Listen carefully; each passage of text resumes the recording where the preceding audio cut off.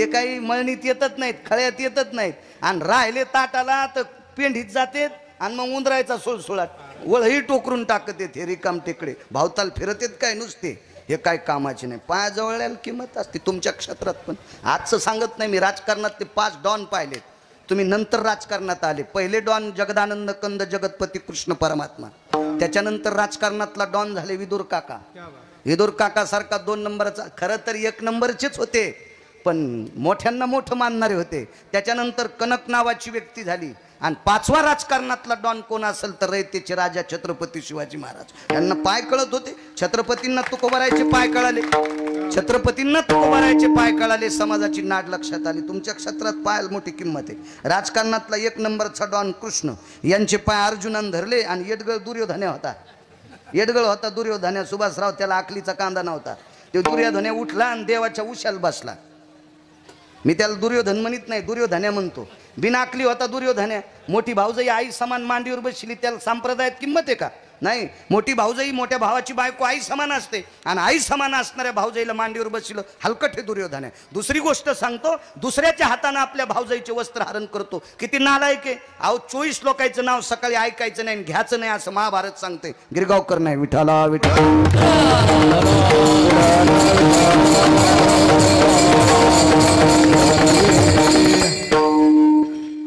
ते दुर्योधन आणि अर्जुन गेले.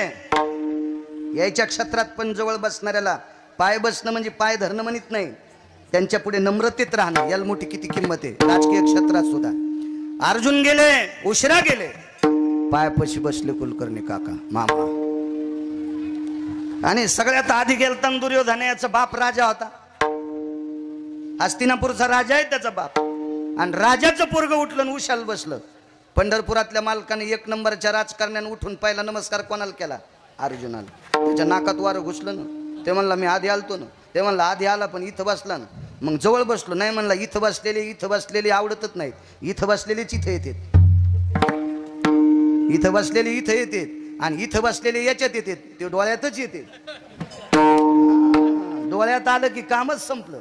डोळ्यात नाही आला पाहिजे, इथं आला पाहिजे. इथं अर्जुन कुठं आला? पायापाशी बसल्यामुळं. इथं पंढरपुरातल्या मालकानं त्याच दिवशी शपथ घेतली, माऊली बुवा आखा संसार जाळीन पण याला गादीवर बसल्याशिवाय होणार नाही. द्वारकेचा राणा पांडवा घरी, घरावर तुळशीपत्र ठुलं झुट्यांना, तुळशीपत्र ठुलं घरावर. 56 कोटी पोरं, एक सोडून दिलं तर दारू पिऊन मेले. पंढरपुरातल्या मालकाचे 56 कोटी पोरं होते, 56 कोटी अनिलराव. त्याच्यातलं वज्र नावाचं पोरग एका वारकऱ्याचा प्रसाद खाल्ला. त्या वारकऱ्याचं नाव आहे सुदामदेव. जीवनभर भजन केलं सुदामदेवानं, आणि त्या भजनाच्या पोह्याचा प्रसाद खाल्ला. एकटं वाचलं. बाकी पंढरपुरातल्या मालकाचे सगळे पोरं मैरेक नावाची दारू पिऊन मेले. का? बापानं लक्ष ठेवलं नाही. बापाचं लक्ष कोणाकड? ज्यानं पाय धरले त्याच्याकडं. या पांडवांनी पाय धरल्यामुळं इंद्रप्रस्थाची गादी अर्जुनाला देऊन टाकली. इतकी त्याच्या पायात ताकद आहे. म्हण चरण सेवा अखंडित, एवढी पायाची ताकद आहे. पाय किती मोठे. पुढचं सांगतो तुमच्या क्षेत्रातलं बाबाजानी साहेब. याच्या मागचा काल हा झाला द्वापार युगातला. क्रतात्रेता युगातला एक प्रसंग होता. 1 नंबरचा राजा, त्याच्यासारखा श्रीमंत जगात 3 नंबरचा श्रीमंत होता. 1 नंबरचा श्रीमंत राजा भरत. रावणाला म्हणायचं नाही एक श्रीमंत. 1 नंबरचा श्रीमंत राजा भरत. विश्वातला एकही भोग शिल्लक ठेवला नाही, त्याला राजा भरत म्हणतात. त्यानं आई लेकरावर पालन करते असं प्रजेचं पालन केलं, म्हणून त्याच्या नावाचं नाव या भारत देशाला ती भरत खंडे भय व्याप्ती भरताग्रो भयस्थिता निधी भरता भय संगायत जायन्ते भरताग्रो भय संस्थिता स्थानवतं भयमित्यतः पांड्या भयनिधायन्ते पुत्रसंगरयति जायन्ते पुत्रसंगरयति जायन्ते पुत्रसंगरयति जायन्ते. त्याचं नाव आहे भरत. तो भरत 1 नंबरचा 3 नंबरचा रावण आहे. प्रभावशाली रावण, श्रीमंत रावण, रत्नेश्वराचा भक्त आहे. आणि त्या रावणानं जगाच्या मालकीनीचं हरण केलं. भावाच्या लक्षात आलं आपल्या दादानं काम चुकीचं केलं. त्या भावाचं नाव आहे विभीषण. विभीषण एका संन्याशाला भेटले. त्या संन्याशाचं नाव मारुतीराय. 19 संन्याशीपैकी 1 नंबरचा संन्याशी. त्या संन्याशाचं नाव मारुतीराय. या संन्याशाची भेट घेतली विभीषणानं. मारुतीराय, आमच्या दादानं काम चुकीचं केलं, एक बाई आणली. बर, दादा आमचा मरणार. हो म्हणले. एक काम करू का, प्रभू रामचंद्राकडे येऊ. मारुतीराय म्हणले सोपं काम आहे, लंका तुलाच राहते. तर विभीषण म्हणला काय बोलायले मारुतीराय, तुम्हाला कसं काय? म्हणले मला कळतंय, मी रोज सोवळ जवळ पायापाशी, मला माहिती लंका तुम्हालाच राहते. मोठ्यांचं ऐकायला पाहिजे. झालं काय माहिती आहे का, हे भाटूर भुटूर माणसं मोठ्याला यायची चेष्टा करतात. ज्याला संध्याकाळचा ठिकाणा नाही त्यानं दिल्लीतल्या लोकांचं कशाला इचकायचं? अरे ते विमानानं फिरायले, तू या सायकल पंक्चर काढणं होईना तुला, आणि काय येडपटी तर बसल्या बसल्या आपटी तू आपले हात पाय, काय तू लायकी आहे का? बायको का धरली तुला? हा, तिनं दुसऱ्याच्या मिरच्या तोडल्याशिवाय तुला ठेसा होईन, आणि तू वरच्या ढवळ्या कपड्यावाल्याचे कपडे धुतो. तुला तुलाच निर्माण किलो भरण तू हे कपडे धुईन, तू माशा बसन तू या अंगावर इतका गांजळला. तू मोठी मोठी असतात. सांगा बरं तुम्ही, आपण मोठ्याला मोठं का म्हणू नये माऊली? आतापर्यंत एकादशीची महापूजा दिल्लीतले लोक करते, दिल्लीतले मुंबईतले करते. एकाची तरी हिंमत झाली का पूजा करणाऱ्याला माळ आहे का म्हणून? महापूजा करणाऱ्याला माळ आहे का अशी एकाची तरी हिंमत झाली का आतापर्यंत? का झाली नाही? कारण ते मोठ्याला येत. धनवंताला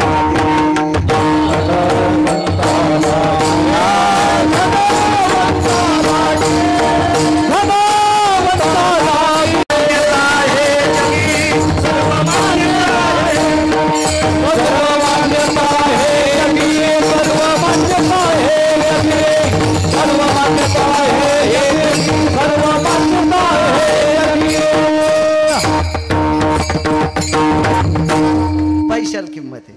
इथलं उदाहरण सांगू का, बांगड्या कधीच आरशात पाहायच्या नाही. खुर्चीवर कोण कोण बसले तुम्हाला एकूण एकाची शपथ आहे. मोठ्यालेच बसले का नाही? म्हणजे मी उपेक्षात्मक बुद्धी नाही बोलत, मला वस्तुस्थिती आवडते. हो, मला बॉईल जनला त्रास आहे म्हणून मला सोपा टाकला, तुम्हाला काऊन नाही टाकला? सोपं उदाहरण आहे का नाही? म्हणून छोट्यांनी मोठ्यांची चेष्टा कधी करायची नाही. छोट्यांना जर मोठं व्हायचं असेल तर मोठ्यांच्या पायाजवळ राहा, निश्चित मोठे होतात, निश्चित मोठे होतात, निश्चित. पायात विठ्ठला ठेवी मान, पायात विठ्ठला ठेवी मान, पायात विठ्ठला ठेवी मान, पायात विठ्ठला ठेवी मान. अनाथ अपराधी कोणी नाही जाण, पायात विठ्ठला ठेवी मान, पायात विठ्ठला ठेवी त्यांच्या पायाच्या सानिध्यात विभीषण मारुतीरायकडे गेले. मारुतीरायने सांगितलं सोपं काम आहे, पायदारा गेले. पायदारा मारुतीराय पुढे, पाठीमागे विभीषण आहेत. शिबिरात पोहोचले. प्रभू रामचंद्र दाखवले हे रामचंद्र. विभीषणाने पाय धरले. को बाबा कोण? विभीषण आहेत, लंकेच्या राजाचा भाऊ आहे. महाराज काय दयाळू पंढरपुरातला मालक. खांद्याला धरून विभीषण उचलला आणि कडकडाटून मिठी मारली. चुटकी वाजल्याबरोबर सांगितलं लखन उठा. लक्ष्मणजीला उठिलं आणि त्या जागेवर विभीषणाला बसलं. सुग्रीव किष्किंधेचा राजा होता माऊली महाराज. किष्किंधेच्या राजाला सांगितलं राजन पाणी. पळसाच्या पानाचा द्रोण आणला, समुद्राचं पाणी आणलं, हातावर पाणी घेतलं, संकल्प सोडा. आज तुमचा संकल्प सुटलाय सभा मंडप करायचा. तो पाणी सोडून केलता, आता तुमचा कुदळ हाणून सुटलाय. आता फुटिंगचा खड्डा हवाच. संकल्प जनतो इतकी सोपी गोष्ट आहे का ती? आणि पूर्वीचा काळ वेगळा होता. करिंगे करीन पाहू आमक. या इंटरनेट जगामध्ये डोक्याच्या केसा इतकी सुद्धा चूक चालत नाही, इतकी सुद्धा चूक चालत नाही. हातावर पाणी घेतलं आणि संकल्प सोडायचा. किष्किंधेच्या राजानं प्रभू रामचंद्राच्या हातावर पाणी टाकलं, संकल्प सोडायचा. मारुतीरायन हात दाबला. देवा काय देणार आहेत? काय नाही म्हणले, त्याच्या भावाचं घ्यायचं आणि त्याला द्यायचं. मी काय आणलंय म्हणले द्यायला? मीच जंगलातले फळं खातून माझो काय अंगाला साल गुंडाळलेली, काय देणार आहे मी? संकल्प सोडा विभीषणा, लंकेचा राजा तुला करीन. नामदेवराय पंढरपुरातल्या मालकाला विचारित होते, देवा ज्यानं तुमची पत्नी चोरून नेली त्या रावणाचा सक्का भाऊ आहे विभीषण. तुम्हाला काय वाटतं का सीतेविषयी काय अस्मिता आहे? मग ज्यानं तुमची पत्नी चोरून नेली त्याच्या भावाला लंकेचं राज्य देता. भगवान पंढरीश पांडुरंग परमात्मा म्हणतात, नामदेवा याच्या करता लंका देऊन टाकली, त्यानं माझे पाय धरलेत. शरणांगता वज्र पंजरू, पाय धरणाऱ्या माणसाला वाया जाऊ देत नाहीत. हो, मोठ्यांच्या पायात ताकद असते. नामदेवराय स्वतःहून म्हणतात, खर तर बिभीषण मारायचा होता, शक्ती बिभीषणाच्या अंगावर टाकायची होती, पण प्रभू रामचंद्रांनी सांगितलं त्यानं आपले पाय धरले, त्याच्या केसाला धक्का लागता कामा नये. म्हणून शक्ती आल्याबरोबर बिभीषणाला बाजूला सरकिलं, लक्ष्मणाने शक्ती छातीवर घेतली. ते एक कारण. दुसरी गोष्ट, लंका देऊन टाकली. दोन कारण. आणि श्रुतीनं प्रश्न केलता, रामचंद्र काय ग, बिभीषणानं तुमचे पाय धरले म्हणून तुम्ही लंका देऊ केली, लंकेचा संकल्प सोडा, लंकेचा राजा तुम्ही केलं, करीन असं सांगितलं. रावण तर मेलाच नव्हता, मग त्याला राज्यपद तुम्ही देणार कसं? श्रुतीला सांगितलं, श्रुती माते रावण इतका रगिले, तो मला किती प्रयत्न केला तर सीता देत नाही, जिवंत आहे तोपर्यंत, आणि जिवंतपणी सीता देत नाही, आणि त्याला मारून सीता नेल्याशिवाय मी राहत नाही. मग लंका काय करायची मला? त्याच्याकरता मी त्याच्या भावानं पाय धरले, त्याला लंकेचा राजा करीन. श्रुती फार हुशार. श्रुतीनं सांगितलं, रावणाला कळालं मी उद्या मारणार आहे, मग उद्या जर रावण तुमच्या पाया पडायला आला तर लंका त्याच्या भावाला देऊ केली, त्याच्या भावाची घेऊन रावणाला आता आहे त्याची त्यालाच देऊ, आणि अयोध्या बिभीषणाला देऊ, नाही तर अयोध्या रावणाला देऊ आणि लंका बिभीषणाला देऊ. नामदेवराय म्हणतात, देवा एवढ्या मोठ्या चुका करणाऱ्यानं पाय धरल्याच्या नंतर लंकेचं स्वराज्य देऊन टाकता, इतकी तुमच्या पायात ताकद आहे, चरण सेवा अखंडित, म्हणून मला देवा फक्त तुमच्या पायाची सेवा पाहिजे. पाय फार मोठी ताकद. तुम्ही अजून मी लक्षात घ्या, पायाजवळचे लय बेजार होत नाहीत, भावतालचे लय येडे खाते. जिनच्या पॅन्टीवाल्यानं फक्त डोक्यातलं काढून टाका. आणि हे जर तुम्हाला डोक्यात घ्यायचं असेल तर घरी गेल्यावर तुमच्या आजोबाला विचारा. पूर्वीच्या काळात ज्वारीचं खळं मळणीनं करीत होते. मळणीसाठी आधी रान उकरायचं, रान उकरल्याच्या नंतर पाणी टाकायचं, पाणी टाकल्याच्या नंतर बैल फिरीत होते, त्याला खुरवतून टाकीत, तुडिल्याच्या नंतर मग पुन्हा पाणी टाकायचं, बुसकट टाकायचं, मग दाबायचं, त्याला चोप द्यायची. नंबर 1चं खळं झालं, मेड मधात ठोकायचे. आता 6 बैलाची मळण आहे. सगळ्यात सांगा, मेड ही पाय, मेड ही पाय. मग मेडीच्या जवळचा बैल बेजार होतो का कडीचा? पितळे गुरुजी, कडीचा.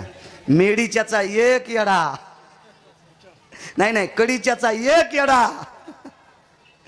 याच्या 25 येड्याची बरोबरी करतोय, 25 येड्याची. आणि कडीच्याला काय नुसतं गुरु गुरु गुरु गुरु गुरु. आगा वृषभाचे निकळे, मेडी सोयीचे नि आवळे, पदन्यासा निराळे न थकेची गा. लिखितम. मेडी निर्जीवे, पण निर्जीव मेडीच्या पायापाशी असलेला बैल सुद्धा थकत नाही. पायाच्या लांब गेलेला बैल संगच गाड्याला घ्यावं लागती वंजळ, नाही तर मग ती ज्वारी खराब होईल ना, ती शेण पाड्यावर फेकून द्यावं लागतं. गड्याचे पण हात भरी तू, मळण हाणणाऱ्याचे पण हात भरी तुला आमचा बैल. बरं काय करीन इतकं, म्हणजे तुम्ही कुठलंही पहा. जात्याचा जर उदाहरण पाहिलं, वेळ संपला वाटतं आपला.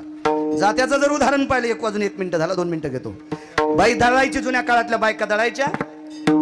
शानी बाई दळायला बसल्याच्या नंतर दळणाच्या शेवटी पाळू उचलून त्या पायाच्या भोवतालचे धान्य पांगीत होती. येडील काय कळत,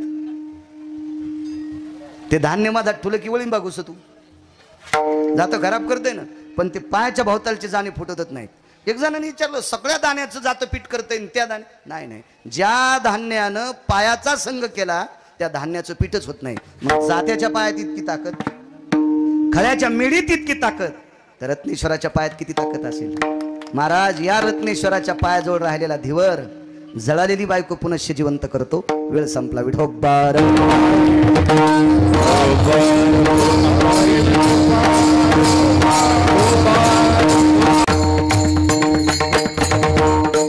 मोठ्या श्रद्धेने, मोठ्या अट्टहासाने, अनन्यसाधारण महत्त्व असणारा हा परम पावन श्रावण मास, या श्रावण मासाला अधिष्ठान माझ्या देवादिदेव भगवान शिवशंकराचा आहे. अशा भगवान शिवजी देवादिदेव आहेत, वारकरी संप्रदायातले आद्य आहेत. कीर्तन परंपरा त्यांच्यापासूनच नामदेवरायाची पाठ थापटिलेले भगवान शिवशंकर आहेत. अशा परमपावन माझ्या रत्नेश्वराच्या दरबारामध्ये आज प्रसादाचं आयोजन आहे. आज सोमवार आहे आणि त्या प्रसादाच्या निमित्ताने औचित्य सभामंडपाच्या भूमिपूजनाचं आहे. या प्रांताला आपल्या या तालुक्याला लाभलेलं राजकीय क्षेत्रातलं एक नाविन्यपूर्ण रत्न आदरणीय बाबाजानी दुधाणी साहेब राजकीय क्षेत्रातलं फार जुनाट व्यक्तिमत्व आहे आणि त्यांनी आज भूमिपूजन सोहळा बऱ्यापैकी अनिलरावजी असतील, सुभाषराव असतील, एकनाथराव असतील, नारायणराव असतील, विजय पाटील असतील, दत्तरावजी असतील, श्यामजी असतील, रामप्रसादजी असतील, विष्णूजी असतील, संगीताताई असतील, अर्चना ताई असतील आदी करून या सगळ्यांच्या सानिध्यात आम्हा वारकऱ्यांच्या सानिध्यात आज मंडपाचं भूमिपूजन माझ्या रत्नेश्वराच्या दरबारात फार मोठा निवारा करण्याचं काम बाबाजानी साहेबांनी मनात घेतलं आणि त्याचं आज भूमिपूजनसुद्धा झालेले ब्रह्मवृंदांच्या हाताने सुंदरसं. तो सभामंडप लवकरात लवकर आता पावसाळ्यात अडचणीमुळं ते काही करता येत नसतो. हे 2 महिने पावसाचे गेल्यावर त्याच्यापुढे त्याची सुरुवात होईल. साहेबांनी ते अंमलात आणलं आणि अंमलात भूमिपूजन आणलं. आता ते इतकं गोड अंमलात आणावा आणि ते काम कळसाला म्हणजे पूर्णत्वाला रत्नेश्वराच्या कृपेने साहेबांच्या हातातलं ते काम पुढे नेवो. असे सात्विक असे सदाचारी काम संप्रदायामध्ये लोकसेवेचे तुम्ही करत राहा. सभामंडप असेल, रस्ता असेल, लाईटची व्यवस्था असेल, एखाद्या गावाला पाण्याची व्यवस्था असेल, पुढाऱ्यांकडनं या 2-3च गोष्टी मागितल्या पाहिजे. लाईन मागितली पाहिजे, रस्ता मागितला पाहिजे, पाण्याची व्यवस्था मागितली पाहिजे. तुम्ही काही पण पुढाऱ्यांना नाही मागितलं पाहिजे.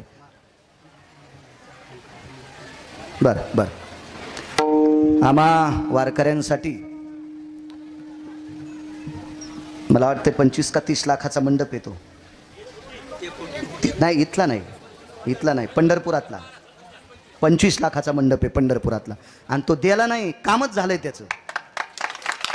तुम्ही पंढरपुरात जाताना कोणी जरी पंढरपूरला जाताना पंढरपूरच्या अलीकडं त्या चौफुल्याच्या अलीकडे एक ते आता बस स्टँड आहे ना नवं आडीहूच्या पुढचं डाव्या हाताला जो असा डोम चंद्राकृती जो मंडप असेल 25 लाखाचा तो आदरणीय साहेबांनी बाबाजानी सांगितलं. या वर्षीचं काल्याचं कीर्तन तिथं त्या मंडपात झालं. आजच्या वारीचं या वर्षीचं दिला नाही दिलाय तयार सुद्धा झालाय तो मंडप. आणि हा मंडप 1 कोटीच्या मंडपात किती वारकरी बसतील. एक छोटीशी मागणी मागतो. एक छोटीशी रूम. आमचे ब्रह्मवृंद ज्या वेळेला इथं अभिषेक पूजेला येतात त्यांचं शर्ट वगैरे पिशवी अडकिण्यासाठी एक छोटीशी एखाद्या लाख रुपयाची रूम आजूबाजूला तिथं काढा. ही त्यांनी तर मला काही म्हणले नाही माझ्या मनानं, कारण माझ्या लक्षात येते ब्राह्मण आल्याबरोबर उपरनं घेणार, आता शर्ट कुठं अडकिणार.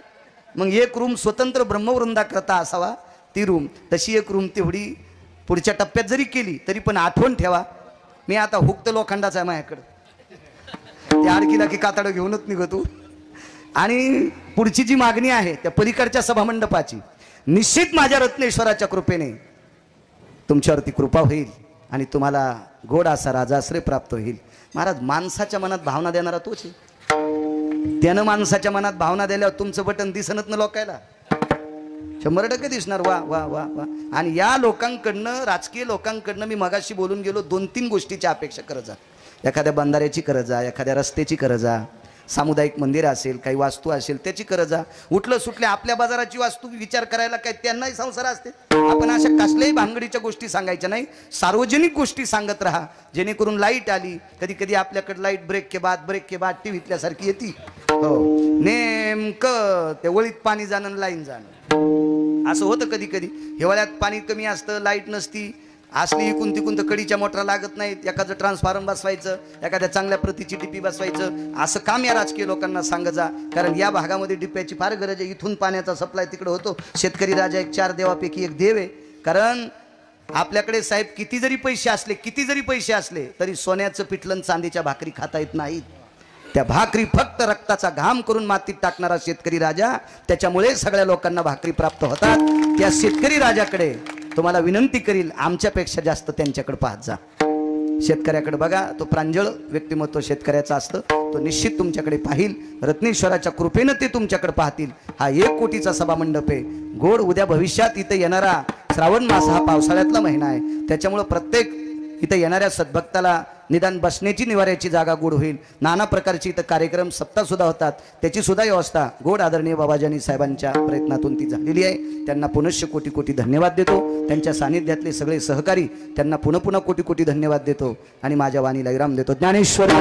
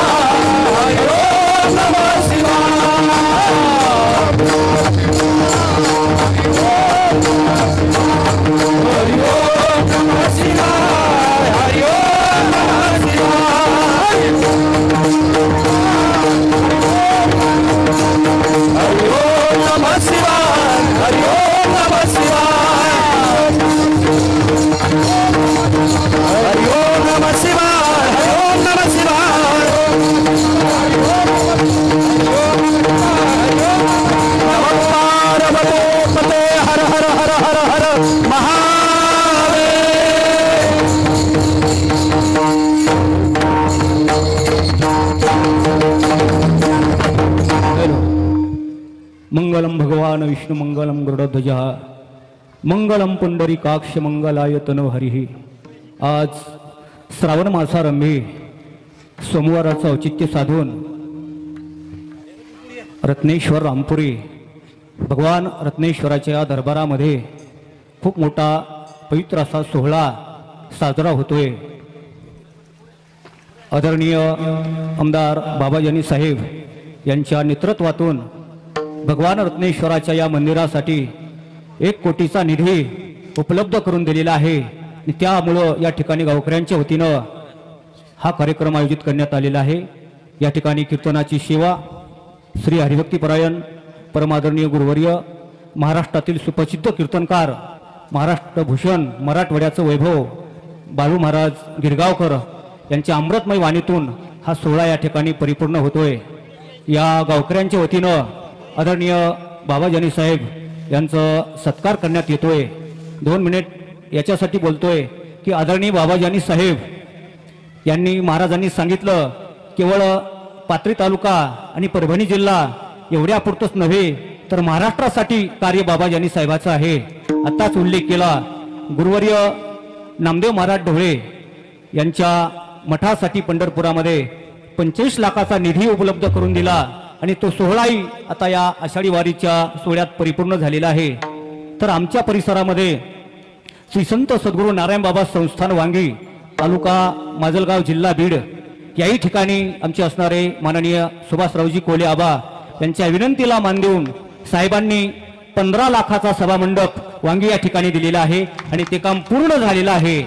आमच्या गावामध्ये उमरा तालुका पाथरी जिल्हा परभणी जवळजवळ 4 सभामंडप महाराजांनी आपल्या कार्याच्या माध्यमातून दिलेले आहेत आणि 4था सभामंडप आता हनुमान जयंतीला दिलेला आहे आणि त्याचं काम जवळजवळ 50% झालेलं आहे.